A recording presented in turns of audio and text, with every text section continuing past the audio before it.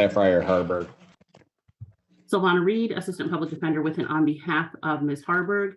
Ms. Harburg, could you please state your name for the record? Sapphire Harburg. Thank you. Your Honor, there's a couple of matters going on here. This is the date and time for sentencing, but Ms. Harburg was brought into custody yesterday for a bond violation. I saw that she's on today's arraignment docket, but I was hoping that we could perhaps get her arraigned on the bond violation and handle the sentencing. I don't have the bond violation. On which bond violation? So, Your Honor, Teresa, go ahead, Ms. Blair. yes, Your Honor, Teresa Blair on behalf of probation. The bond violation, she violated conditions of bond in this case, Your Honor. She completed a pre-sentence interview with me. I had concerns about continued drug use. I asked the court to put a testing order in place, which it did. She did go for testing and tested positive for fentanyl, marijuana, and cocaine, I believe, Your Honor. The court did issue a warrant on that. Due to that, she did appear yesterday in person for a PE on another matter.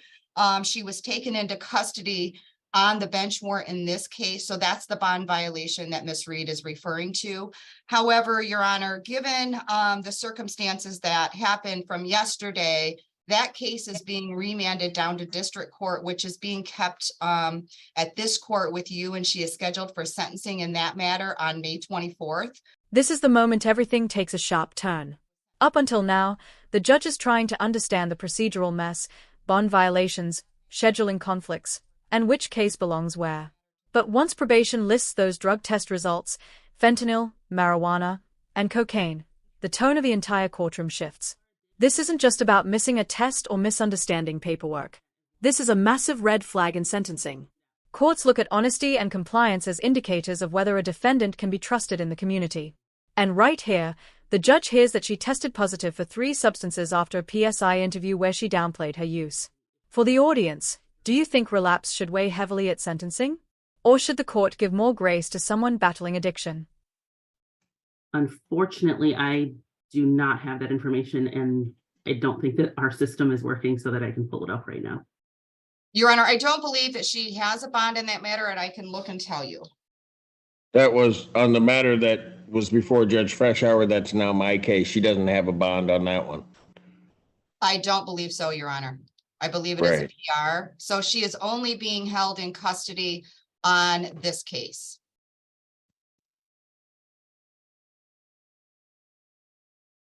All right. Well, actually, Your Honor, it shows bond denied on both. Yeah, that was Yes. my understanding. So she doesn't, when you say she doesn't have a bond, she's not getting out either way. And I don't understand, and maybe they have not updated things because the jail shows her court date in that matter to be June 15th. So maybe they have not corrected the date to May 24th with you. Correct. Okay. So she's not, given the fact that she's basically been denied that and bond on that other case that is now my case, so she won't be getting out. And I have this, I could deal with it, but it doesn't seem to me to make much sense to not try to put all of that together under one umbrella and adjourn this out to the 24th. Can I say something, Your Honor? You can go for it.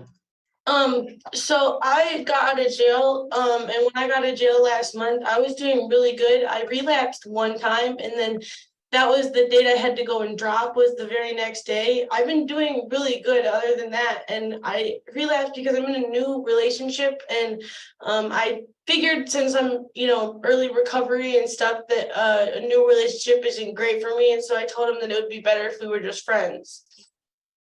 Your Honor, and I have something to say to that.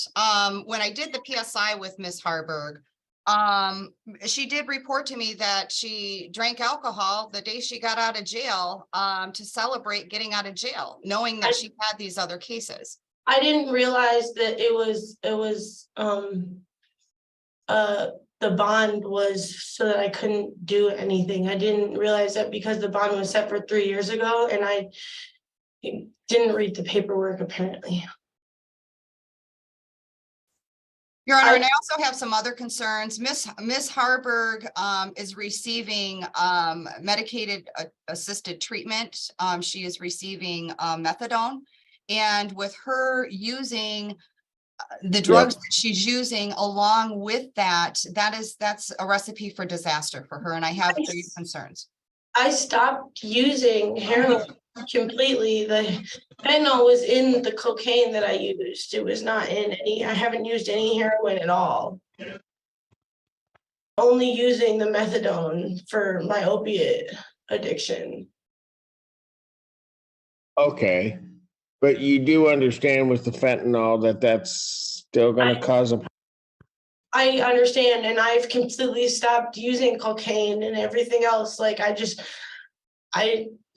only did it one time because I was relapsed and I was really in a bad place. But I've been doing really good, and so I'm really upset that I'm here because I fucked up one time. I don't think that is a legal term, but Sorry, young, I'm sorry. young lady, look, you get out, right? You drink. Then we get to you. Do you have a marijuana card? Yeah, I'm in the process of getting it right now. I have to But go. you don't have, okay. I have Listen to to get my my state question. ID. You don't have a card, right?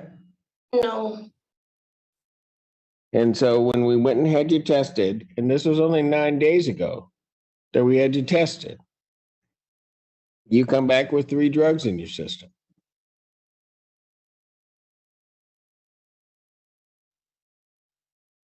That's a Yeah. problem. Yeah, I know. God, it looks really bad. My words don't mean anything. And now comes the emotional breaking point.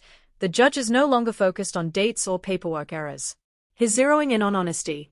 When a defendant says they've been clean but drug tests and timelines tell another story, judges immediately question credibility. Notice how Judge Boyd calls out not only the drug use, but the lie to probation, and the attempt to talk over him. Classic signs he sees regularly with addiction cases. But here's the deeper issue. She claims it was only one relapse, yet the toxicology results and mismatched dates suggest a bigger pattern. This is where viewers are split. Is she overwhelmed, scared, and spiraling? Or is she bending the truth to avoid consequences? What do you think, one-time mistake or repeated dishonesty? I was afraid to go back to jail. Hold on. You know what, young lady? I'm sorry, I'm listening. I've been dealing with addicts a long time. And the one thing that they do is they'll, at times, won't tell me the truth. And then the other thing is you try to overtalk me. Sorry. So I'm going to let you say whatever you want to say, but you're going to ultimately end up answering my questions.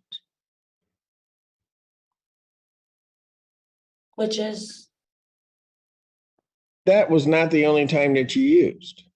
it was. I'm being totally honest when I say I have no reason to lie about this. I really don't. I used. Yeah, you do. I mean, I don't lie. I mean, I try not to lie as Sure. much as Oh, possible. okay. All I right. was afraid All of right. going back You to know, jail. go ahead. I'm going to listen to you. I was afraid of going back to jail when I did the. And how'd that work? Not great, because here I am. Yep.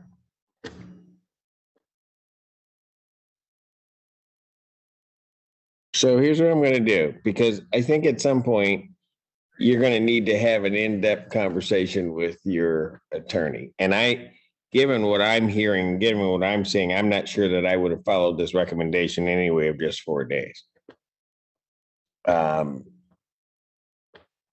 Because I really don't believe that you stopped. I don't believe you get all that into your system, then lie to the probation department, get you tested, and then. I was supposed to test yesterday. If I would have been able to go in and test, you would have seen that I'm not using anymore. Because you've been in jail. No, I just got put in jail yesterday. I was supposed to drug test yesterday at community corrections, and if I would have been able to go in and test, you would be able to see that I don't have any of that shit in my system anymore.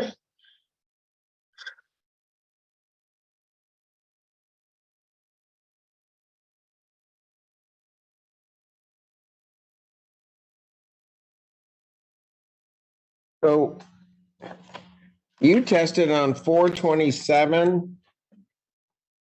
Well, we have a 5/1 test. Yeah, I think you need to have a more thorough conversation with probation or with your attorneys regarding this and the other matter, as well as what you're doing, because quite frankly, you're out there doing this and you're going to end up killing yourself. And unless you start just about stuff Your and Honor, whatever. I just Yep. wanted to say one more thing is that I know how badly my heroin use was killing me. And I really, well, last time I got out of jail last month, I was really, really like on track to get better. And that's why I started going to the methadone clinic every day. And I've been going every day. There's paperwork showing that I went every day. I'd do all their tests that they asked. Like I said, I relapsed one time. My boyfriend got upset about something and he was really mopey and I couldn't handle it because I had just gotten out of jail. I was still newly recovering and I couldn't deal with it. And so, yeah, I did go out and use, but I haven't used since then. I have no desire to use. I really don't. I really do want to get better.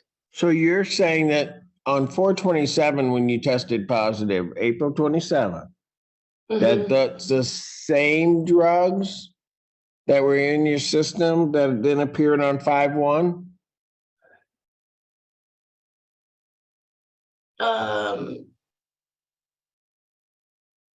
not sure. No, I used the night before I dropped. That's the night that I relapsed. On 5, so you used on April 30th because you tested Yeah. on 5/1, right? Yes. Then why on April 27th were you testing positive? April 27th. I didn't go in for another drug test. I only went in for one. That's not what my report says.